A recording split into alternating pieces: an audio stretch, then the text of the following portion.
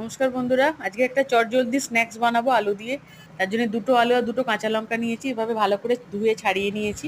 আর দেখো ছোট্ট ছোট্ট করে টুকরো করেছি আলু আর কাঁচা লঙ্কাগুলো, একদম যতটা সম্ভব ছোট করেছি। এক জায়গায় একটা বাটিতে একটু বেসন নিয়েছি, তার মধ্যে পরিমাণ মতো নুন আর পরিমাণ মতো হলুদ দিচ্ছি, দিয়ে আর অল্প একটুখানি লঙ্কা গুঁড়ো দিচ্ছি। কাঁচা লঙ্কা দিয়েছি বলে এবার অল্প অল্প করে জল দিয়ে হবে, খুব বেশি ব্যাটারটা পাতলা করবে না। তার মধ্যে এবার আলুর কুচিগুলো আর আলু আর লঙ্কাটা একসাথে দিয়ে দিলাম, তাতে একটু গোটা জিরে দিচ্ছি, দিয়ে ভালো করে পুরোটা মেখে নেবো, পুর মতো করে নেবো। কড়ায় তেল গরম করতে দিয়ে দিয়েছিলাম, তেল গরম হয়ে যাওয়ার পর এবার এগুলোকে গোল গোল করে, যতটা সম্ভব গোল গোল করে বড়ার মতো করে দিয়ে দিচ্ছি কড়ার মধ্যে। হাই ফ্লেমেই করবে যাতে ভালো করে জিনিসটা দেয়া যায়।